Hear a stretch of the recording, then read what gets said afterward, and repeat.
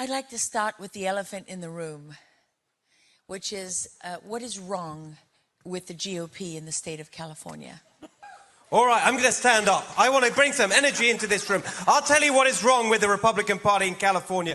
We are not winning. We need to win in California. I'm tired of being told that you have to put up with it or leave this state. Why should we leave? We're not the ones that did this to our beautiful state. They need to leave. The corrupt, rotten regime in Sacramento, the establishment in Sacramento, and for too long the Republican Party's been propping it up. We need to fight back. What did President Trump teach us? Fight, fight, fight. That's how we take our state back. We've got to fight the corrupt elite. We've got to fight for working people in California, small business in California, fight for freedom and opportunity. My family left communism in Hungary. I came here with my wife and 2 children not to have the flame of freedom extinguished here in California by this corrupt, rotten regime. We are going to fight and we are going to win.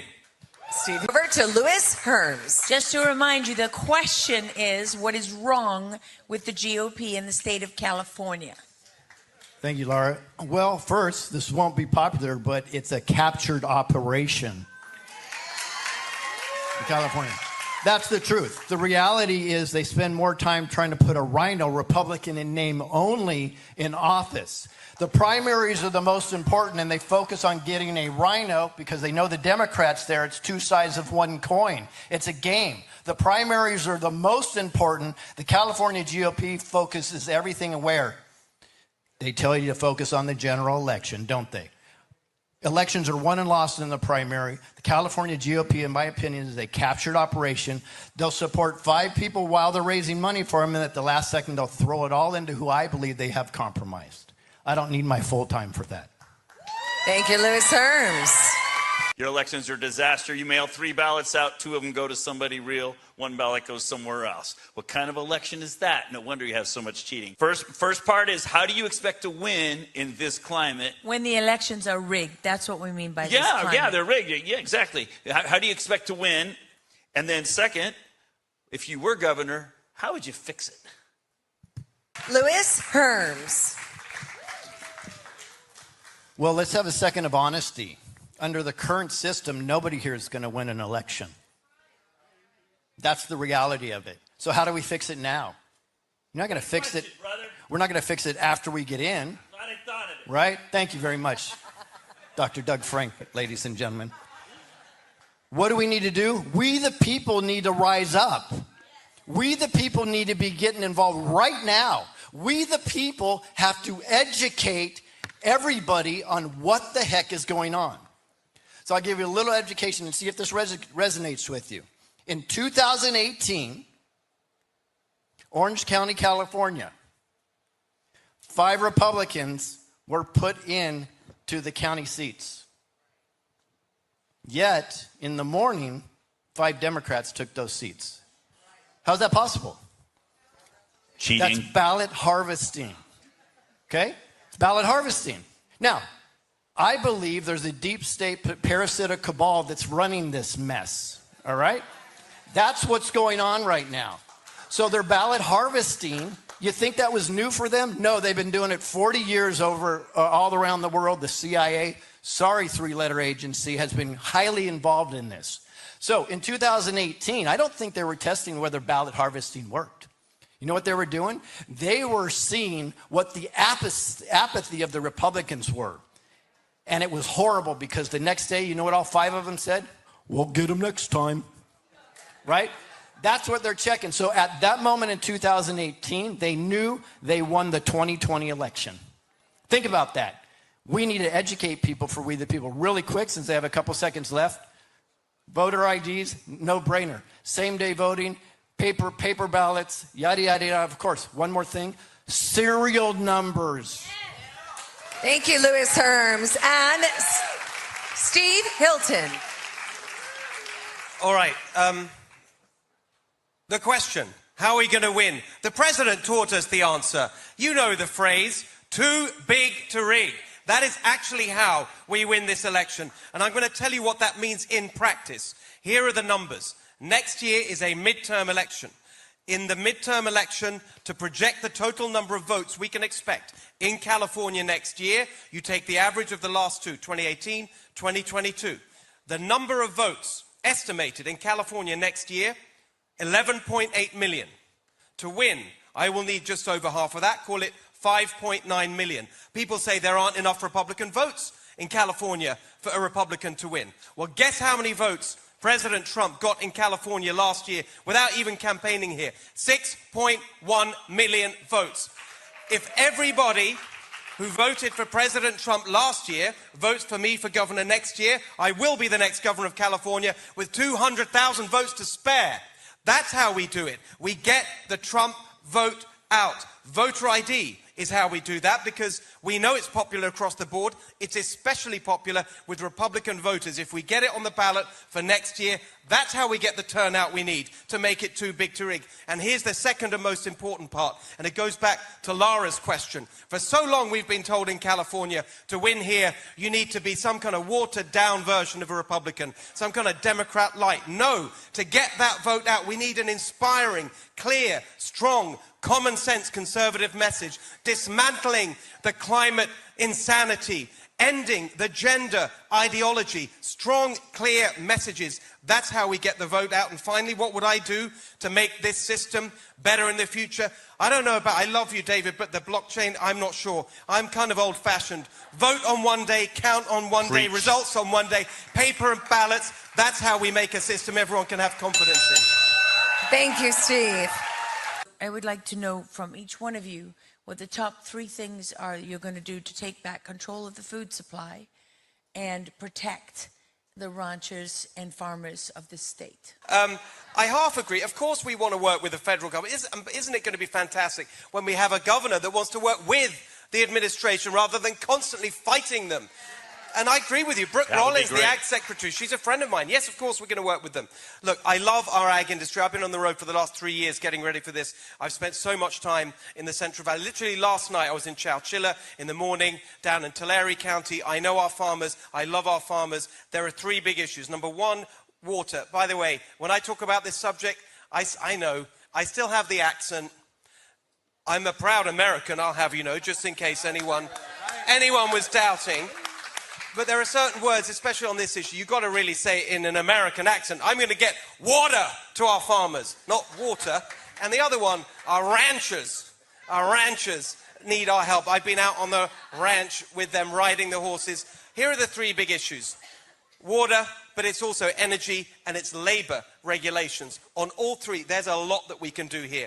The pastor was exactly right. We need to raise Shasta Dam 18 feet. That is the exact proposal. We need, even within our current system, without building any new infrastructure. I was there in Colusa County. I should have been 100 feet underwater. That's where the Sites Reservoir should have been built in the 1970s, blocked by ridiculous environmental rules. But right now, today, even without any new infrastructure, by appointing people to the State Water Resources Control Board, we can increase deliveries to our farmers. That is what I will do. We will open up energy in California, our oil and gas, not this ridiculous solar farms, ripping out real farms. That's how we help our farmers, and we restore the 60-hour overtime rule. Thank you, Steve. And we have Lewis Herms. This is a fascinating subject, actually, and something I'm diving deep into currently, because what we have to understand first, in my opinion, is that the food is poison, and it's intentional, right? I don't even have to wear my tinfoil hat. I think most of you can agree that the food is poison here. So if they're intentionally poisoning our food, why would that be? Because a sick population is a controllable population. Right? Again, it's about we the people now stepping up and getting the word out and explaining to people this is what's going on. But there are fixes. There's real fixes. Now, I'd like everybody to understand, there's not real organic food in California. Did you know that? Yeah, that's a con. Okay? There's not true organic food. And I love what Bobby Kennedy's doing, because he's really starting to attack some of the chemicals and the dyes and so on and so forth, right? It's great. My wife and I have traveled all over the place, and I can tell you when we go to Central, South America, we were just in Ireland, guess what? It's illegal there. They don't put that stuff in their food. So why do we have it here? Because they're trying to control this population. right? Call it about money, it's fine. But when we're sick, we're controllable. But there's very easy and concrete ideas. I'm going to tell you something very, very woo-woo. So here, this is my tinfoil hat. You ready for this? You know what we can do to the farms? We can add copper wiring around them, and we can actually sing. It's proven. There's people that travel the world. You can sing to crops, and they grow at a rate of twice as much. You can absolutely do that. I know it sounds crazy, but you know what else you can do, which isn't very important? You can remineralize the soil by rotating the crops, right? We don't need all this crazy chemicals in this. God has given us the most amazing food that you could ever have, but we have corrupted it, and that's satanic. Thank you, Louis. This question is about sex trafficking, okay? The United States sex trafficking industry is #1 in the world, illustrating the extent of our depravity. Our country is now spending more money on raping little children than we are on illegal drugs. Our government schools are grooming our children for consumption, and our government is setting up laws to take away parental rights to enhance this market. So, first, what do you think about that problem in California? How big is the problem in California? Second, are any of you already involved in addressing this issue? I hate it when politicians say, if you elect me, I will do X. What are you doing now to address this problem? And third, if you are elected governor, what would you do then? How about that? Question 1, how big of a problem do you think it is? 2, are you currently doing anything in that effort? And 3, if you're elected governor, what would you do about it? And just to set the stage for this for all of you, we're talking about sex trafficking is how you murder a child without killing them. This is not a frivolous issue. It's an unbelievably serious issue. And my first encounter with the issue, actually, I think there's never been a movie that has affected me more than a movie, I don't know if you saw this, it was a few years ago, called Lilia Forever. Lilia Forever, which told the story of a sex-trafficked girl from Russia into Sweden. I still shudder to think of it, but it was, I literally left, this was back in England, many years ago, I literally left that movie theater and I said, I've got to do something about this. I can't just watch this and do nothing. And at the time, I was senior advisor to the Prime Minister in the UK. And I went back to 10 Downing Street to my office the next day. And I said, we have to act. And I was then, fortunately, in a position to act. And we did. And there was a minister in our cabinet who started a whole global effort on this. It started from the UK. That was many years ago. I actually can't tell you now what happened to that. But we acted. Is it a problem? The World Center for Child Sex Trafficking is just up the freeway in Los Angeles. Figueroa Street, to be precise. I mean, I'm not going to... I can't use the time to tell you that there's nothing more disgusting than this. And it stems from the fact that we've got an ideology in charge here in California that stems from that Marxist ideology that parents shouldn't be trusted, that the government is in charge, and everything we're seeing now in schools and with this issue, whether that's... I'm not going to stand on this one. This is a serious issue. This is the single biggest reason, as most of you know, why I entered the race. I've been working deeply on exposing child trafficking at a very, very high level. But here's the deal, and we need to realize this. This is the #1 economy in the United States and in California. The #1 economy. Think about that, right? But it's hidden. Why is it hidden? Because it's run by judges. It's run by corporations. It's run by political personnel, right? It's deep, it's sick. What happened not too long ago is the cartels and the powers that be figured out that they could not make as much money on drugs. You know, we have over 3 to 4 times more fentanyl that's needed to kill every American right here already in the States. And why would they spend money on fentanyl when it's going to kill their client? When they can take a child and they could resell that child 30, 40, 50 times a day. But we need to talk truth. These children are being anal penetrated. And that's the type of conversation we cannot run from any longer. So I did a film on it. It's called Cages. So that's what I'm doing. That's what I'm doing currently. I went to the border, right? I've been talking to sheriffs, everything I can possibly do. Here's where I would agree with David Serpa. The sheriffs have all the power to do this right now. Right this second. Right now. But we, the people, need to pressure them. Speak it. We need to get our butts off our chairs and stand in front of the sheriff's office and saying, we won't take it anymore. The children are our future, and we must demand accountability, and we must demand it now. God wants it. We need to take it. Thank you, Louis. If you become governor, what are you going to do about the child trafficking and the censorship? So I'm going to focus on the censorship part, and I've been thinking about this a lot in the last few weeks since Charlie was murdered. There you are with your Charlie Freedom t-shirt. Thank you so much. Charlie was my friend for nearly 10 years. He endorsed me on day one. You'd better believe that this man who died for our right to speak freely, that we are going to keep his fight alive. We are going to fight these people when they try and censor us and silence us in this state. It will be the foundational thing that I will do for us as governor. Well, it's interesting because most people know that if they know me, child trafficking is my #1 issue. But guess what? There wouldn't be child trafficking if we had no censorship. Because we've been trying as hard as we can, and the media's been suppressing us, the government's suppressing us. The #1 issue really is the suppression of our voice and the First Amendment. Because if our voices were where they should be, none of these problems would exist.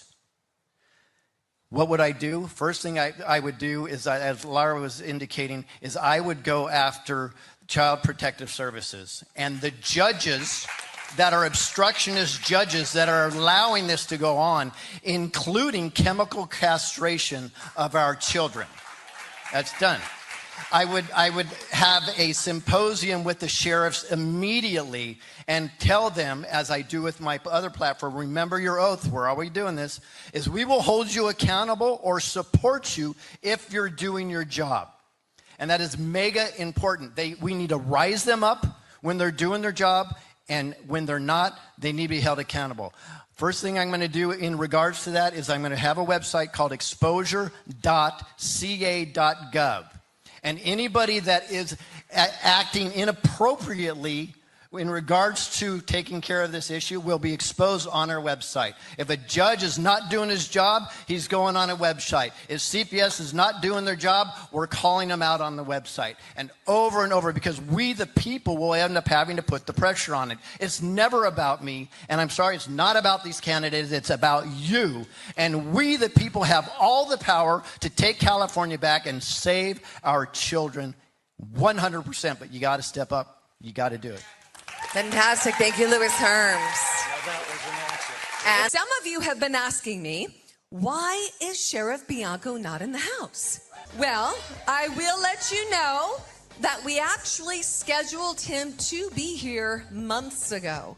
We actually moved the date for Sheriff Bianco to be here. Unfortunately, Sheriff Bianco has declined.